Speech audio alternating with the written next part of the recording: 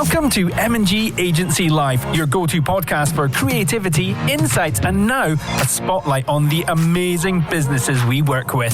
This series is all about celebrating the people behind the brands, diving into their stories, achievements, and what makes them tick.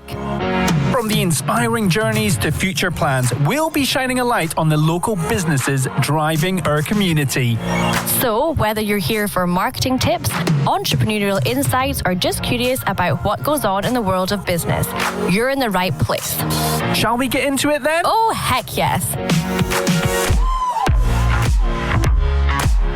Welcome back to Series 2 of M&G Agency Live Meet the Client, where we celebrate the inspiring businesses and individuals we work with here at M&G. Last week, we heard the fascinating story of Roy Milne, and today we have yet another incredible guest. We do indeed. Joining us today is Frank Gilfeather, founder of The Noble Art. Frank has a truly inspiring story from being a Scottish amateur boxing champion in his early days to building a remarkable career as a journalist and broadcaster. And then, at the age of 78, he rediscovered boxing, went viral, and turned his passion into a business. Hello, Frank. Hello. Good day to you. How are you? Good. Thank you so much for joining us today. Well, thanks. I'm happy to be here. Thought you were never going to ask me. I know, and I'm delighted that I have, and it's great to have you here in the M&G podcast room. Also joining us on this episode is Kevin Mitchell, our digital lead. Hello, Kevin. Good day, everybody. Good day. Welcome back to the podcast room, Kev. Thanks. I did kind of muscle me in when you kind of heard that Frank was going to be in the show. I thought, well, I'm going to have to be here. So Yeah, it is truly one that we're all excited about. Flattery will get you everywhere. It really will. For sure. Now, Frank, we're very early stages in the work that we've been doing. We've been supporting you a little bit on the digital and content side of things, but we're here to talk about your journey and explore that. So from stepping into the boxing ring for the first time to becoming an inspiration to millions of people online, we also want to hear how your mantra, boxing is a force for good, has shaped your life and how the Noble Art is helping you share that message around the world. But before we start, tell us, what is the Noble Art? Well, the Noble Art, and it's funny, many people, especially younger people who follow me on my social media platforms, don't really know the connection between the Noble Art and boxing. Yeah. But the Noble Art was the name given to boxing when the Marquis of Queensberry actually laid out the rules of boxing. Okay. Before he arrived on the scene in the 1700s, it was all systems go. And the gloves were off. Sorry about the pun. And it was just bare knuckle fighting, and it was just free for all, and they had no actual structure to it. Along came the Marquis of Queensberry, and he set out these rules.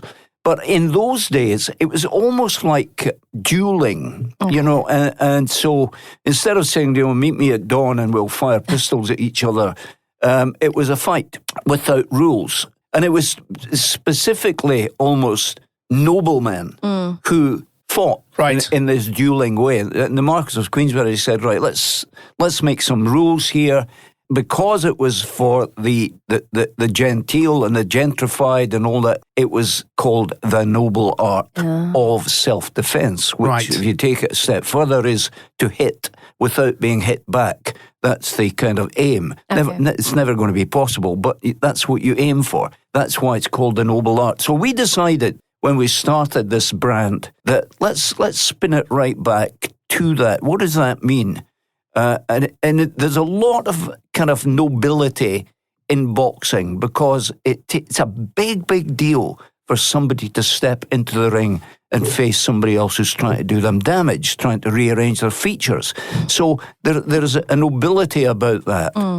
And so we decided we'd go with this kind of old-fashioned name, if you like. Yeah, old-fashioned, but it works, and it's really interesting to hear the story behind it. And we're going to talk more about the business side of things a little bit later in this episode. Frank, take us back to where this all began. How did you first discover boxing, and what did it mean? What was it like for you growing up? How did it all come about? Well, my dad ran boxing clubs, and he was a kind of very senior figure in the amateur boxing scene in Scotland, and then later on in the UK. But his heart was in the grassroots boxing. It was all about taking kids off the street, giving them something meaningful to do in their lives. Remember, we were talking about way back when I started. I was about 4 years old when my dad had a particular gym, and every time he went there, maybe 3 or 4 days a week, nights a week, he would take me with him as a kind of way of babysitting me, I guess. But my two brothers, one of whom is 9 years, or was 9, he's sadly gone now,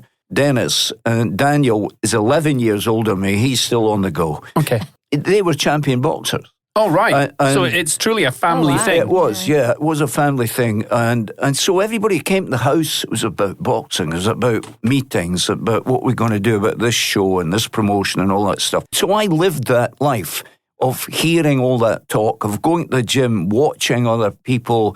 I was a wee boy. And I can relate to that more today because the gym I go to in Bridge of Dawn here in Aberdeen, called Bod Box. Mm-hmm. Clever, eh? B-O-D, Bridge of Dawn. Like it. Oh, nice. Bod Box. The guy who owns it, Tom McPherson, has a 5-year-old boy called Arlo. Now, if some people see me on social media, he wants to spar with me on a Sunday morning. He's waiting for me with all these gear on it. And when is he coming? And he's saying to his dad, is Frank coming to we're going. He's a very shy little boy, but he comes alive when he's in the ring with me because he's allowed to batter me to submission. Does that take you back to being 4 years old? Exactly. Now, Arlo, I've been sparring, in inverted commas, with Arlo since he was 3. So, and it was a caper, Arlo. It's like a circus act initially, It was one of these Charlie Chaplin things, where he would hit me and run round the back, and I've got to look for him. And where is he? And then he attacks me from behind. Are you saying he lets you win? He lets me win. No chance. He's very, very determined to hurt me, actually. And it's great. I love that, and he could see the changes in him, just as I see the changes in other kids in that gym, and I've been going to this gym since it opened, probably only about 9 months ago. But even in those 9 months, you've got kids who were 12 at the time, now almost 13 or over 13. You can see them growing, you're filling out, and they're becoming young adults. And it's lovely to see. And with that, you see the progression of their ability. So that's the name of the game. And this is quite rewarding for you because we'll probably dig into it a little bit more, but it's that whole thing about the difference you can make in other people's lives through boxing. Well, that's nice of you to say so, and I hope so. That was the whole ethos of my dad's thinking. He said, we'll have boxing clubs. And these people were principally from deprived areas. Nowadays, it's not so much like that. You do get I've been in gyms where you've got kids turning up, and it costs them £2 to take part in a session. Yeah, and they'll come and say, "I don't have any money." Oh. Yeah, so what? Get in. Train. That's the most important thing. Yeah. And was it like that for you growing up? That was Dundee, wasn't it? In Dundee, yeah, in the Lochie area of Dundee. Now, Lochie was a deprived area because, and although we weren't deprived, we were always well looked after. 4 of us and my mum and dad. And my dad was a butcher to begin with, and even when rationing was on after the war, up until about 1954, we never went. We never went without anything because he worked in the co-op. He was the butcher in the co-op, one of the co-ops. So there was plenty of food. Now, when the NCR factory, National Cash Register, came along, he went there as a clerk. Quite a different career change. But his thinking was, you've got to get these kids, give them something to do, and pull them off the streets, keep them away from petty crime, and getting involved with the wrong people. And they, I guess 90% of them didn't go on and become champion boxers. That doesn't matter. You gave them something and they felt part of something. And that was it. That's the key thing. They're going around, it's the old saying, I've got the T-shirt on. And that's the way they felt. I'm a boxer. That's the way they thought. And it actually raised their confidence levels. Yeah. So and they thought there was, that I'm doing something meaningful. You're really giving them hope. You are giving them hope, exactly. And you've got to send them away with a smile on their face and think, that was a really good session. I enjoyed that, On that note, Frank, What would your life have been like growing up if you didn't have boxing? Oh, it would have been fine, because my dad was a stickler for discipline. My dad never smoked or drank. Okay. He always had drink in the house because people would come to visit and want to see him, usually to borrow money. And he was a kind of pillar of his community. You know, he didn't turn his back on anybody. He wanted to make sure that people came and asked for help, then he would, generally speaking, give it to them, lend it to them. Wow. But often never see it again. But so that was and we were always well looked after. It was a great family, and we weren't underprivileged. We were kind of in that zone between underprivileged and middle class. There was no such phrase in my day, middle class. Yeah, you know. Okay. I remember having this discussion with a guy when I worked at Grampian Television. His name was Alistair Yates. He was the first face and voice on Sky TV. Alistair was a fabulous broadcaster, beautiful voice, English guy. And I remember when he said to me, "Well, how do you consider yourself, middle class or working class?" And I thought, I never thought about it before. And I always consider myself working class, still do, even when I was on TV. No, he said, "How can you be?" I said, "Could I work for a living?" It's as simple as that. And it's your background, isn't it? It's your roots. Yes. That never really leaves you. No, you're I think, right. despite what your job is. Yeah, you're absolutely right. I don't think you can turn your back on that and think and say to people that never existed. You can only exist with what you've got and what you've grown up with. You know, that makes you, whether it's good or bad, it kind of makes you. And if it makes you bad, it's a big deal for you to turn your life around and become something better. Talk us through how you became a champion then. Champion. Well, yeah, I was so they have all the age groups in boxing, as they do in other sports. And our age group, if you like, for championship bouts started at 14, district level, then national level. And then when you were a senior, in those days you were 17 when you were a senior, which meant you boxed everybody and anybody else who was 17 or over. Yeah. But what that meant was you could be boxing, and the age didn't matter. As long as you were the right weight and you were in the right age group, you could box anybody. But, and I always get embarrassed saying this, when I was 16, coming up to 16, I ran out of youth opponents. Okay. I couldn't get anybody to box me. And I remember this, I'll tell you. Because you'd beaten them all. I'd beaten them all. And so the club I was at the time, my dad had given up boxing at that time, said to the association, "Would you allow Frank to box seniors?" So that was 17 and over. Nowadays it's 19 for a senior. And they said, okay.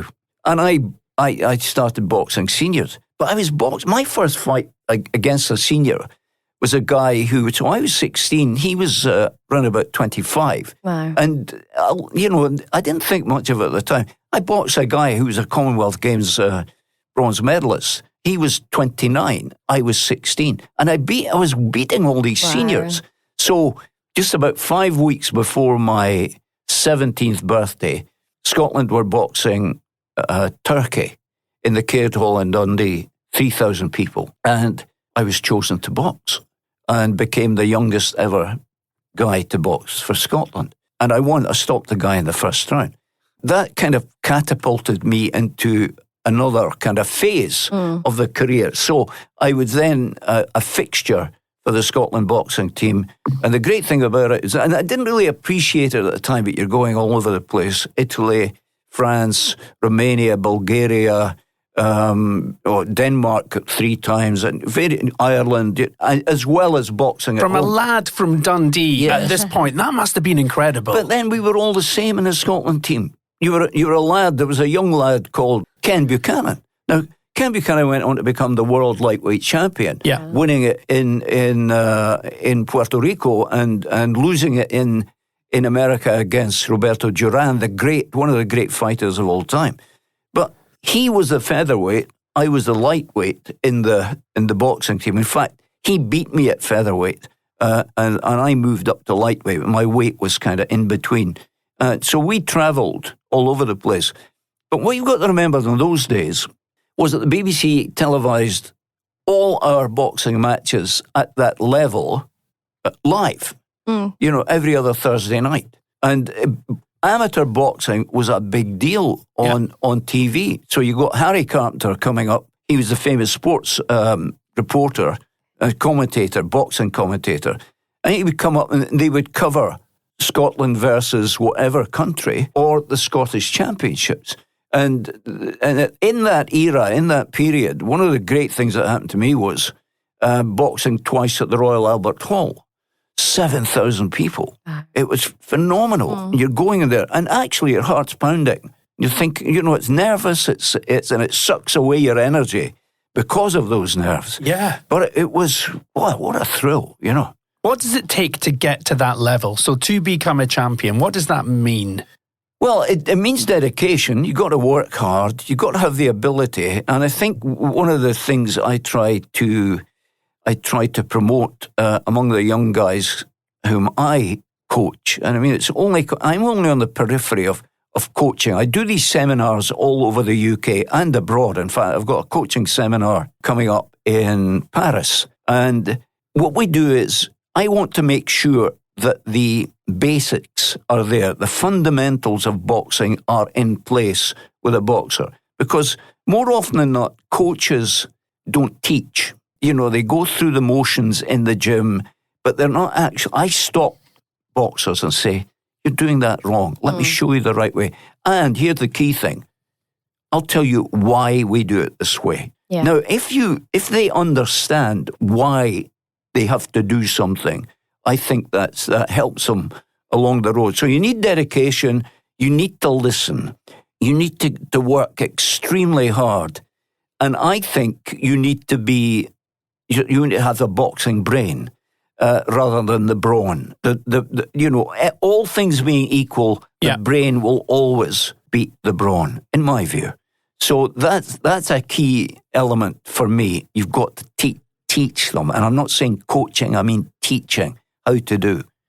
Were there any lessons from your days as a young champion that has kind of stuck with you throughout your life? Well, my dad taught me all my lessons as much as just by listening to him. Just by sitting with him and chatting, or just by listening to him talk to other people. He gave me the basis of trying to be fair. I think being fair is a key element. And I think wherever you are, whatever job you do, if you're fair with somebody and you accept that they might have another point of view with which you might not agree, at least you allow the debate to carry on. I think that was one of the elements that I thought about. He might think differently from somebody else, but let's talk about it. Let's thrash it out. And we might change each other's minds, but at least let's discuss it. So seeing other people's point of view is key. Just listen and you might learn something. But, growing up with that kind of background going on in your life is so helpful. And I think we took it all, all the other guys in our family, and I have two brothers and a sister. We took that on. And my brother, Dennis, sadly died a few years ago. He went on to become a champion, an internationalist, and he ran his own boxing club, and he became one of the finest referees in the world. In fact, he was in big demand all over the world to become the neutral referee in big tournaments. And he refereed in the 1972 Olympics in Munich, and he was highly regarded as a referee.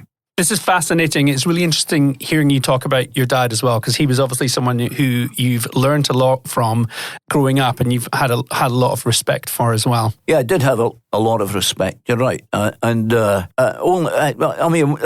not much more I can say about my dad, but just that he was a rock. He was a guy who was a solid foundation with my mother.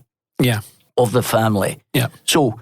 We tried to bring, my wife and I tried to bring that. We've got 4 kids, 2 boys, 2 girls. We tried to bring that into our family. And by that, I mean, if you have a problem, you come to us. No matter what it is. It's not like we've cut you loose, off you go, fly the nest and get on with your life.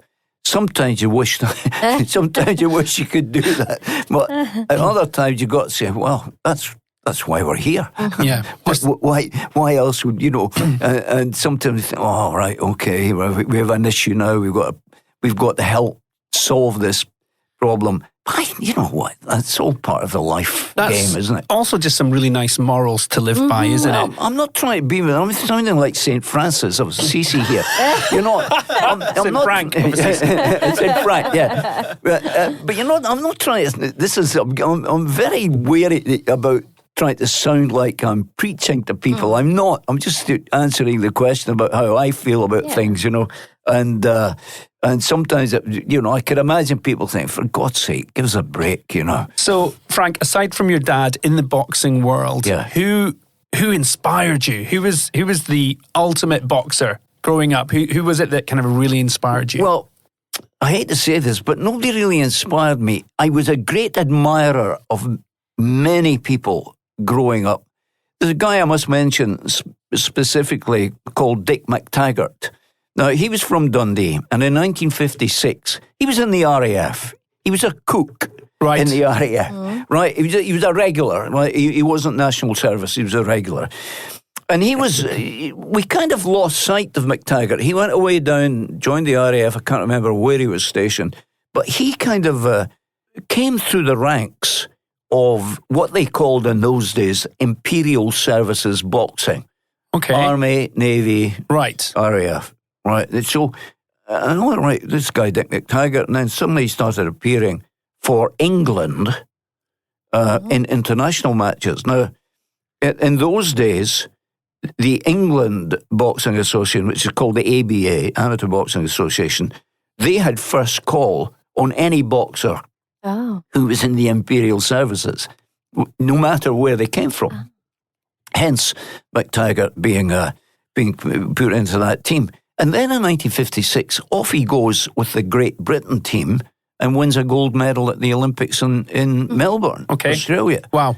And then he won a bronze 4 years later in Rome. But in his entire career, which was long, and he never turned professional, he did the right thing and stayed amateur. In his entire career, he had 634 contests and 24 defeats. Whoa. Phenomenal. Wow. He won every title that was available to him. He won, I think, 5 ABAs, which is the British, 7 Scottish, Olympic gold, 2 Commonwealth golds, Olympic bronze, European champion. It was never ending. But you know the great thing about this guy? Yeah. He was the most humble fella you could hope to meet. So if there's an inspiration, I think the inspiration is not just what he achieved, but the way he achieved it and how he dealt with it from Dundee. So many traits of a true champion. Yes, I agree. So, Frank, just to throw in a total curveball, what's your thoughts on Jake Paul?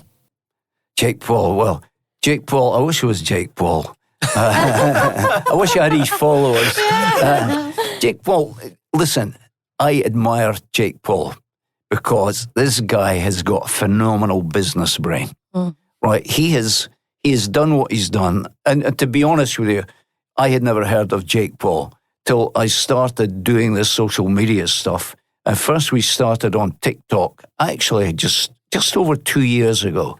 And then comments started to come in and say, yeah, would you fight Jake Paul? All these guys. And of course, 35%, I think, or thereabouts of my social media audience is from the US. Yeah. Okay. And I'm thinking, who's Jake Paul? I've never, if he's a boxer, I'm ashamed I haven't heard of him.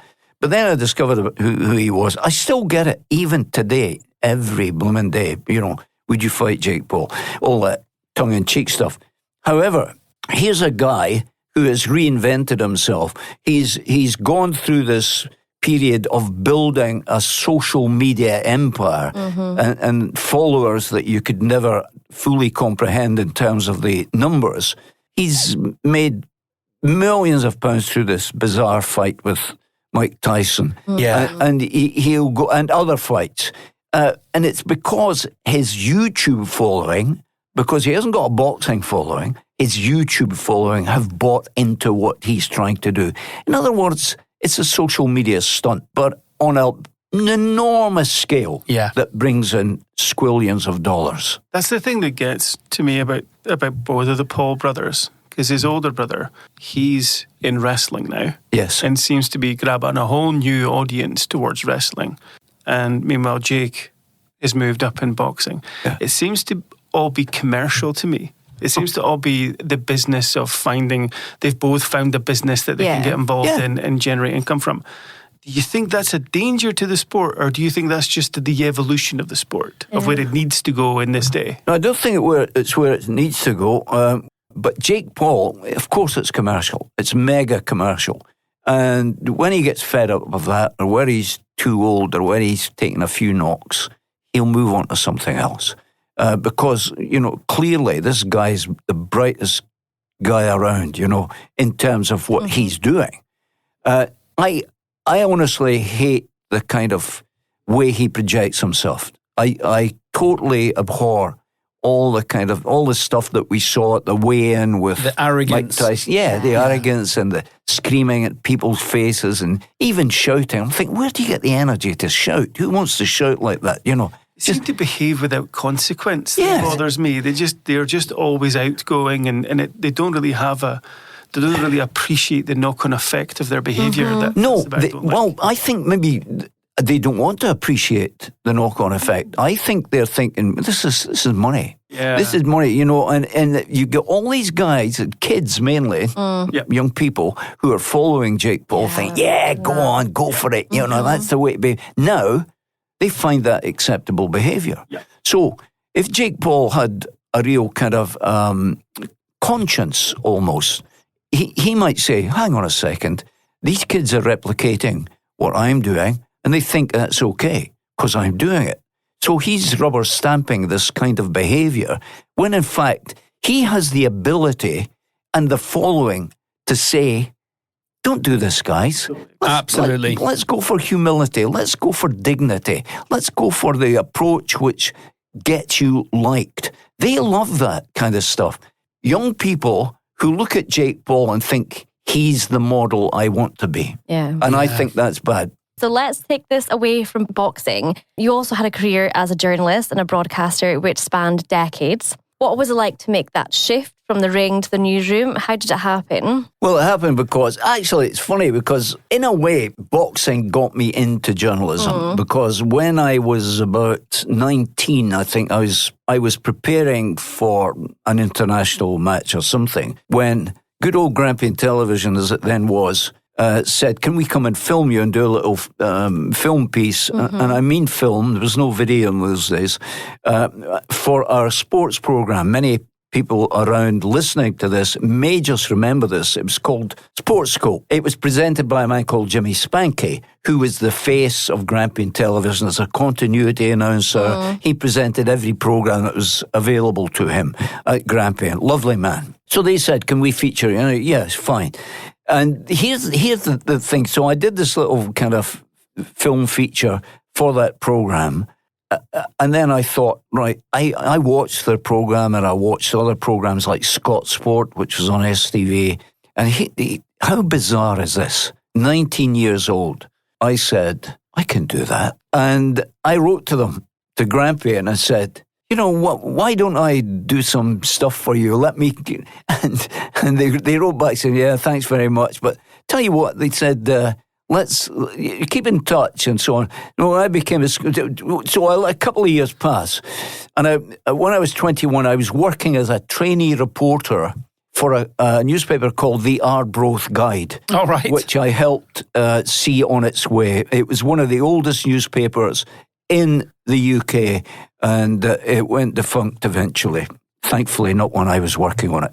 But what it did do is give me a great grounding, right? There was only me and the editor and a photographer, and we had this enormous broadsheet paper to fill every week. So what does that teach you as a journalist? Go and find stories. Yeah. You know, go and talk to people, go and listen, go to the pub, go other places where you can meet people. And it's incredible. You know, we've heard that saying, everybody has a story. And they do. Now, some stories are better than others, but this got me kind of really into news reporting. And then what did I do? I wrote to Grampian TV again. I said, why don't I do something on boxing? Because amateur boxing was a big deal in those days. Yeah. Why don't I do something on boxing and come and just do it? Well, they had no facilities except piece the camera. So they said, okay. Went up, and I did it for about 18 months or more, maybe 2 years, once every second Friday. And generally speaking, you do it live. It was crazy that I thought I could do that. And then I went to the P&J as a news reporter, and I was there for 5 weeks in Broad Street, when it was in Broad Street. Okay. But I knew what the deal was, because in the interview they said, right, we'll give you the job. However... and this is the great thing about the P&J in those days.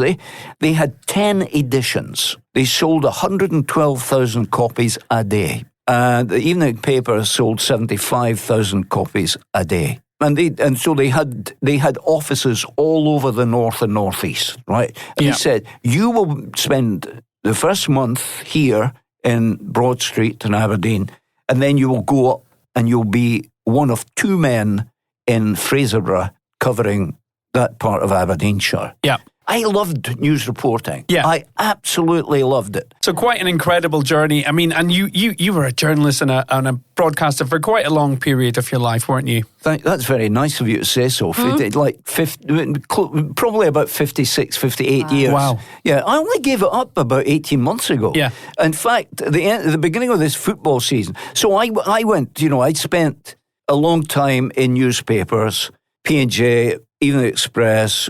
Then I went on to Sport and Evening Express. And then from that, I went to Grampian Television. I did freelance for a few years.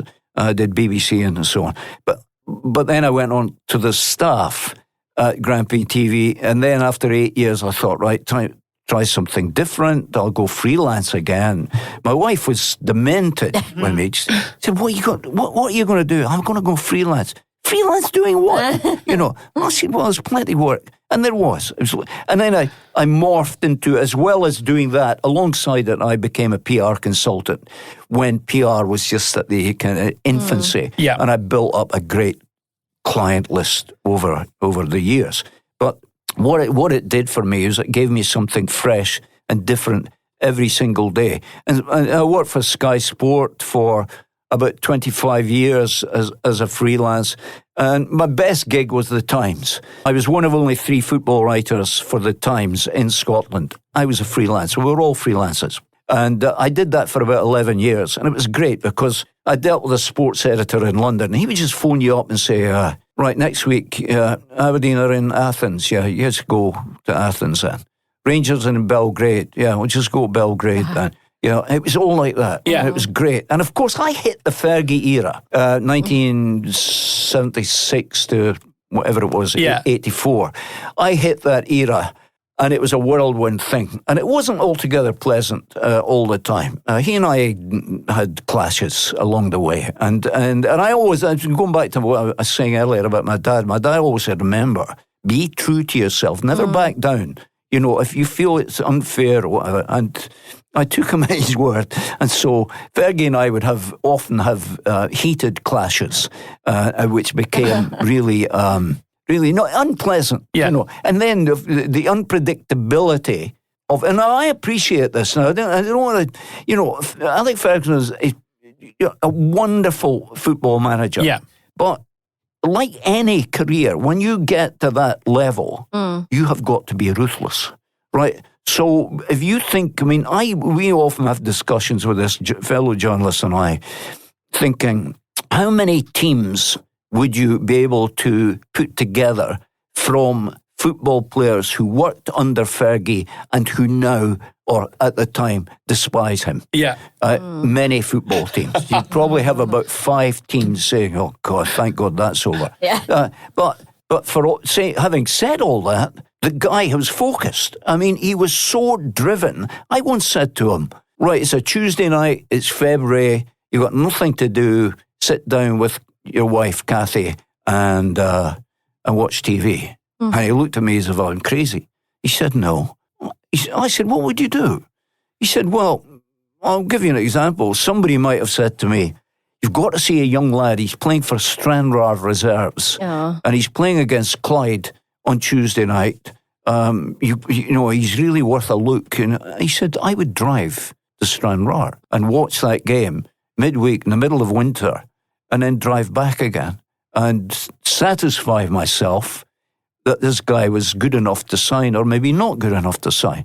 And that was the devotion and dedication which made him the top, which took him right to the top. You can't get away from that. But boy, oh boy, gee, we had he was unpredictable. And of course, what we know, and we've seen it so often, you just got to look at the YouTube videos with the dealings with the media. We know that he just about every football manager now is the same. They hate the media. They're a nuisance. They get in the way. They ask awkward things. And managers don't like that. They would rather they didn't have to deal with the media. Mm-hmm. Frank, it sounds like you have lived so many different lives. I want to get to the noble arts, but before we get on to that, I think we need to just talk about, well, something that happened to you that's just completely changed your life. Your viral fame and how everything changed. Yeah. So you're 78. You picked up the gloves for the first time again, and it seems like the world couldn't get enough of your story. What happened? What inspired you to get back into the ring after so many years? Well, actually, I've been doing it for years and years. I've been training 3 times a week, right? And I enjoyed it. I got on with it. And then I started to notice in the gym I was training at the time, I'd started to notice there were a lot of young guys there who were being neglected, ignored. Nobody was teaching them anything. And they were coming into the gym and they would just kind of get on with it themselves, self-taught almost. So I started going around them and saying, you do it this way. This is the proper way to do it. You'll feel better. It might feel awkward at first, but you know, blah, blah, blah. And I started to have this rapport with lots of young people. And I remember a couple of kids, and they were about 14-year-olds. I'm saying, do it this way.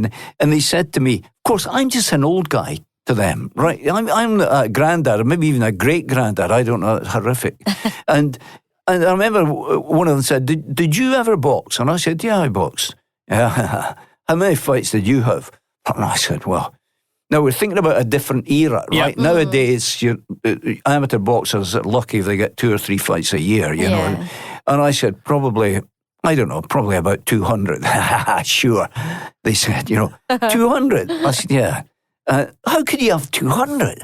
Tonight, well, there's times when you box in championships, you box 3 times in the one night. Yeah. Because if you were good enough, it meant you got to the final, and if you were the champion as well, you boxed 3 times in that night. So I boxed many, many championship events. You were boxing, so that boosts the figures.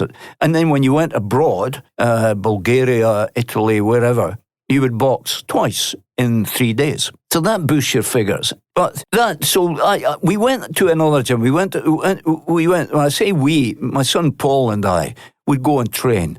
And we went to Bod Box, which in its first incarnation was in a storage building owned by Shore Porter Society. Oh, yeah. Down at the harbour. Oh, yeah. I know that building. It's iconic. End of Virginia Street. Yes. Yeah. Know it. It's like one of these New York lofts. Yeah. You go into, you could almost fit Hampden Park into this blooming area of the floor that we were on. It's enormous. It had 28 punch bags. It had all kinds of equipment. Had 2 boxing rings, and I thought, this is fabulous. So started doing that. And my son one day said to me, and he had his phone. He said, there was this thing called a wall bag, right? I'd never experienced a wall bag before. This contraption. Go and show me how to throw an uppercut. So I did it, and he said, do it, and then do this. And so he's filming it, and he starts putting it on TikTok, which I'd heard of, but I'd never seen. And the TikTok thing was phenomenal. I mean, we went from a standing start to 50,000 in, I don't know, about 3 or 4 months. Let's talk about these figures because they're quite incredible, and Kevin's going to get really excited about this. Your Instagram following, you're almost at 500,000 followers. Yeah. TikTok, you're in the hundreds of thousands. You're very active on YouTube as well. Yeah. And not only that, you've had some crazy things happen. Talk us through some of your unique followers. Come on, the big ones. You know who I'm talking about. Yeah. Well, the first one I've got to tell you about was I'd never heard of before. I was at a gym in Glasgow doing a seminar one Saturday morning, and I was talking to the students, if we call them that. And I said, and this was a gym which did MMA and UFC fight. I don't know. Okay. All these combat sports that have initials. And I walked in the gym and I said, on the way down here, my son informed me that Anderson Silva is following me. Mm-hmm. And my reaction was, which band does he sing? Now, I never heard of Anderson Silva. Of course, he's the biggest UFC star in the world, right? And all these guys were laughing. But there you are. And I knew I was going to make a fool of myself. I did it deliberately. But the point is, then over the weeks and months and never ending, every day my son will phone me and say, you look who's following you now. Who? So-and-so. Yeah, who is he? Right. But so I've got actors like Dominic Cooper, Dominic Purcell, who's in Prison Break, Frank Stallone, Sylvester Stallone's brother, who's a country music star. Amazing. Yeah. You're also quite big in the hip-hop scene. 50 You're referring to 50 Cent. Amazing. 50 Cent follows you. Ice-T. And Ice-T. Ice-T, yeah. So they come, and I think, who are these guys? But it's wonderful. And a guy who's followed me religiously from the start is a guy called Tony Parsons, whom I've never met him, but he's a world best-selling author. And of course, he's a columnist with his son in London, but he was a long-time columnist with the Mirror. And he's a follower. He makes sure he watches all my stuff and likes it. But there's a whole raft of them who are... So then that's the power of boxing, if you like. People are really interested. Yeah. I did a couple of podcasts. Because I was interested, I did one with Frank Stallone. He's fascinating. Frank Stallone has a boxing museum, a boxing history museum, in his home in L.A. Wow. So we spoke a lot about all the old fighters and so on. He knows much more than I do. And we did Tony Parsons and somebody else whom I can't remember at the minute. But so these people are... They're terribly interested in boxing and the boxing story. Yeah. And this all happened relatively quickly for you, hasn't it? Yep. In December 2023, we started to take Instagram a bit more seriously. Yeah. We just kind of put things now and again, if we be bothered, let's stick it onto, TikTok was a big thing. Let's stick on Instagram. And so this is what happened. So December 2023, I had 170 followers. Today I've got 485,000. Unbelievable. How did that happen? Well, one of the things that happened was there was one of these boxing channels who spotted me punching the bag or doing something, and they put it on their channel, right? Yeah. Okay. And of course, me being ignorant of how social media works and all that, I thought, how dare they? But in fact, they're following, so they were way, way ahead of us with their followers. Yeah. That video helped us overtake them virtually overnight. Really? Yeah, because it went out to all their people, and then they bought into what I was doing. And that's happened again and again. And I said, well, that's fine. And then I looked at their page, and all their page was still pictures of boxers, except for me. And they'd lifted 16 of my videos. Wow. I'm thinking, well, where do we go? Is that fair? Do we? And we're trying to kind of balance it out in our mind. No, it's good for us, or is it good? Well, we're actually driving to Glasgow, and we're doing all the work and the heavy lifting and so on to shoot the stuff, and they're just saying thank you very much for taking it, laterally without permission. However, who cares? It gets me kind of seen to a wider audience, I guess. But you're talking about just taking these videos. That's the bit that I do find interesting, and the point that Pete was saying, Kev's going to come alive here. But Paul started taking videos of you at the gym, but what do you mean by that? What videos were you capturing? What stories were you sharing that you think captured attention of people? Well, how to. Okay. Educational content. Yes. How do you throw an uppercut, proper uppercut? And what do you do? And I was introducing stuff that people were writing in and saying, I never knew that. Or I didn't know that you should move your chin off the center line away from danger. And I always say that they're more or less 100% there is a defensive element to attacking moves, right? And I try to show that. And so that is more important for me, to show the defensive element, because I don't want to see people get hurt. Yeah. Right. And I think I was at the gym the other day, and I was in the ring with a couple of boxers. I was kind of supervising the sparring. One of the boxers took a real whack on the chin. And this was about the third or fourth time I'd stopped him to say, you're sticking your chin up in the air.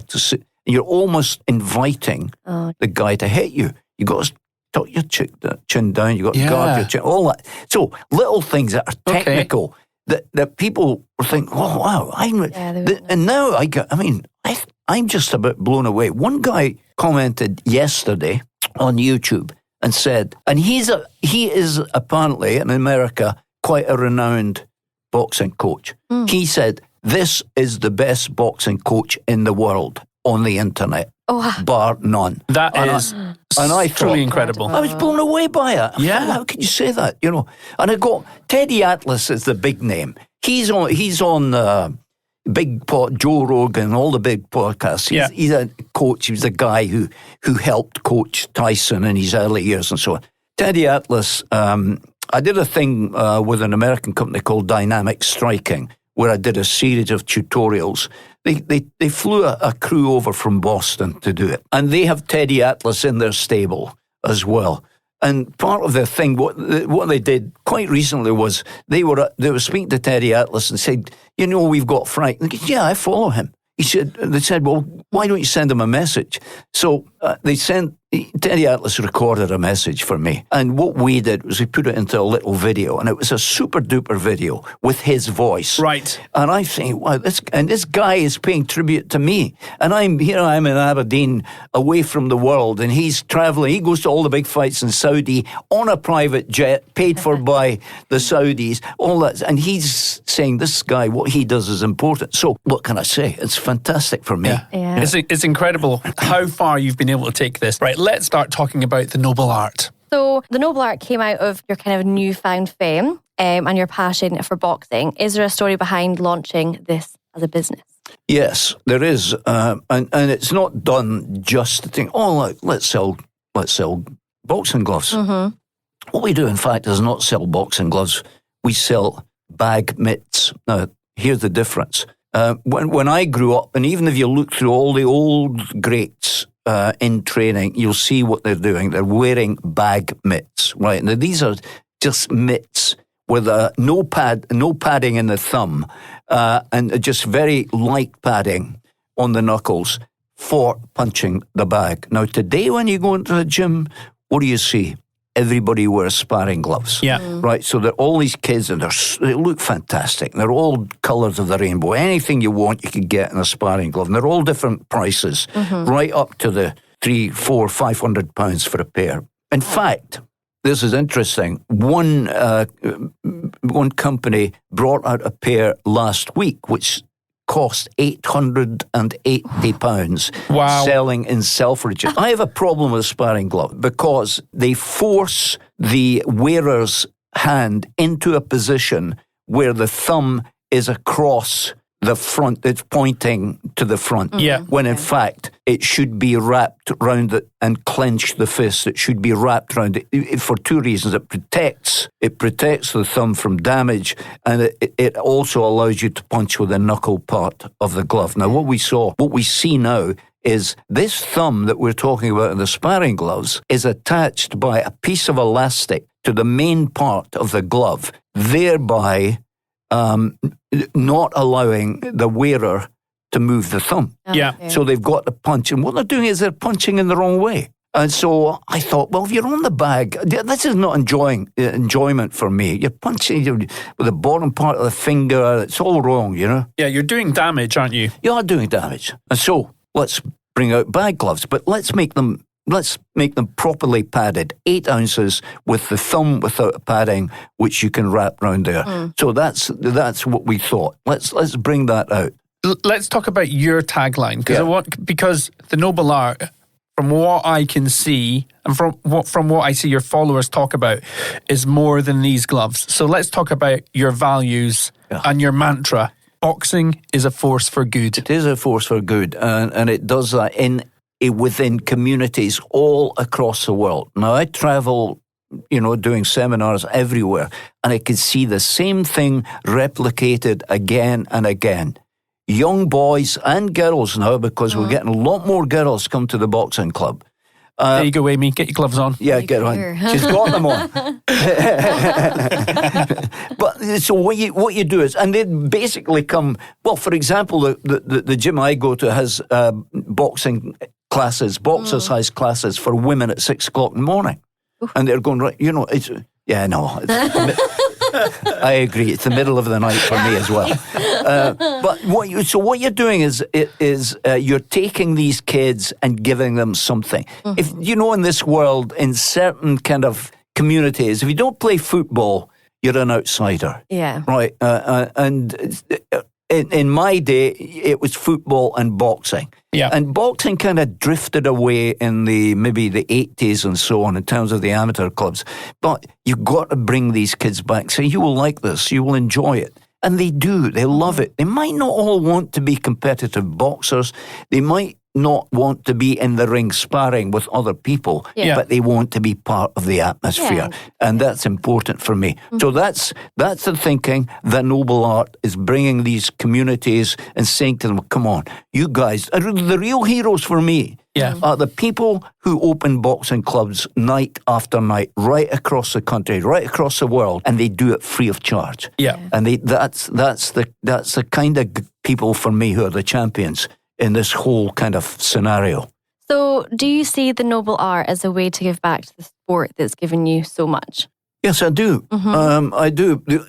What I'm finding really difficult, now here's an interesting point. The people the kind of demographic who watch my social media channels are now, and certainly those who buy, what we found, those who buy the Noble Art bag mitts are those who are not competitive boxers. So we're talking about maybe 34 to 55, that kind of age group, and beyond, in fact. I'll tell you about that in a minute. But and beyond, they're buying the bag mitts because they can empathise with what I'm trying to do. Yeah. They're saying, okay, we don't need sparring gloves on the bag. We want to be able to just punch properly the way the great fighters still do. So that's what I'm trying to give back. But when I give, and we've given 3 pairs just for trial purposes to young boxers, they will have their thumb exactly where it was when it was in the boxing glove. Okay. And I think, hang on a second, that's not where your thumb should be. They don't know any better because they've never been taught. So we've got this audience, if you like, 34 to 55 roughly, who've bought into what we're trying to say. And interestingly, all the time they're saying, can you show us bag drills? Can you tell us what you do? So much of my stuff on social media has morphed into the health message. Yeah. Right. Now, I get these guys, what's your diet? What are you doing? I think, gee whiz, I don't do anything special. Well, how do you keep so slim? And well, I train. Yeah, it's getting harder, I must admit. But... this is what I do, and I can only tell you what I do. Yeah. I'm not saying I'm right and you're wrong. What I'm saying, this is what I do. Now, I get so many questions now on the health issues and on mental health issues. Yeah. I'm down, I'm depressed, I lost my job, I've had family difficulties, blah, blah, blah. And my message is absolutely simple. Get out there and exercise. Moderate exercise for even 10 or 15 minutes a day. And I mean moderate. Will change your lifestyle. Not only physically, it will make you more motivated. It will make you more joined up with society, and it will give you a clearer vision of where you want to go with your life. I believe that. Right? I'm not just saying it for my purposes. I believe exactly what I said there. And that means that people are kind of tuning into me and saying, and this is fantastic for me. Sometimes my eyes fill up when I read it. You inspired me to get back, to get off the couch. You inspired me to get out there and go for a walk. That's what I say. Could you walk 3 miles?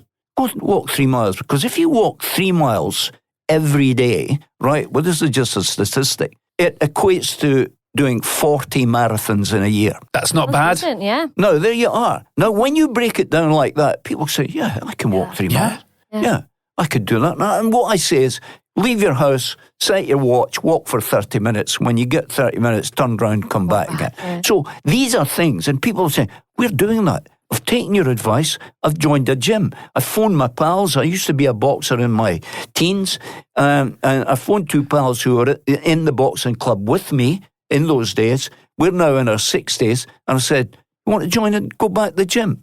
Look at Frank Gilfeather. And they said, yeah, let's do it. Listen, this feeds into not my ego, because I hope I don't have an ego. This is so satisfying for me. And I think, wow, there are people listening to what I'm saying and actually carrying it out. It's wonderful. Yeah. Frank, I said at the very start of this podcast that you're an inspiration online to millions of people, and you truly are. You're changing lives. You know, you touched on mental health. You've had people that have been in a real bad place with depression, maybe people that are older, maybe people that have lost their way, and you've given them a focus. That must be so rewarding. Well, that's the word. It's rewarding, and especially when they take the time to comment. And what I try to do, wherever possible, I go through the comments and I try, when there are specific questions, you know, what should I do about this? And I've been lazy. Can I get, you know, how do I get a gym? Yeah. Where can I find it? All the kind of basic questions. You know, lots of guys who just Google things and find this out. But I think I have this rapport with my audience, even though I don't know them. There's one guy in Atlantic City called Mikey the Boxer. Okay. And he has been with me on TikTok since day one. Oh, brilliant. And Mikey the Boxer is in touch every week, at least once, saying, you've inspired me. I'm now going out, I'm now exercising and doing stuff I haven't done for years. And on the mental health issue, it's so important.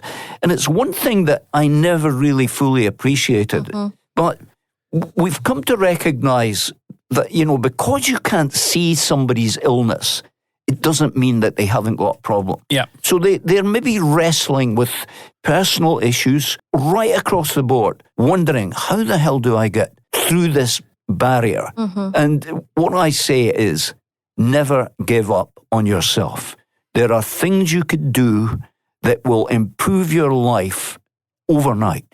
And by doing that through physical exercise, now, I'm not talking about going out there, doing a big sweaty session, some gym or running or anything like that. Within your limits, if you can do something extraordinary, something that you don't normally do, this on a regular basis will change your life. I guarantee it. Fantastic. Truly inspiring. And it sounds like, you know, you're making such a big difference to so many people. Right. Okay. I'm going to move this along to the next segment of our podcast. This is a segment that I know Aimee loves. yeah. It's a segment that we like to call, wait for it, Inspiration Corner. Just entertain him. It'll be fine. It'll be over with really quickly. Humor me here. Frank, this is where we ask you to get into the corner. Shiggle. You're now in the corner. And we like to ask our guests to share something that has truly inspired them. Are there any quotes that you would like to share with our audience? There's a great poem which many people will know called If. Okay. By Rudyard Kipling. Okay. And it's a wonderful poem. And every line starts with if, right? And there's a particular couple of lines from that, which tell my story in a way. And I think if people adopted this, especially the Jake Pauls of society, right, you would have a better world.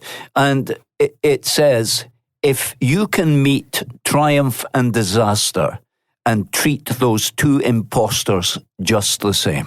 And the end line of the poem is, you will be a man, my son. Right. Okay. So if you, it's a wonderful, and I think, imagine, I mean, I would urge people to go and read that poem. If you will be a man, my son. What does that tell you?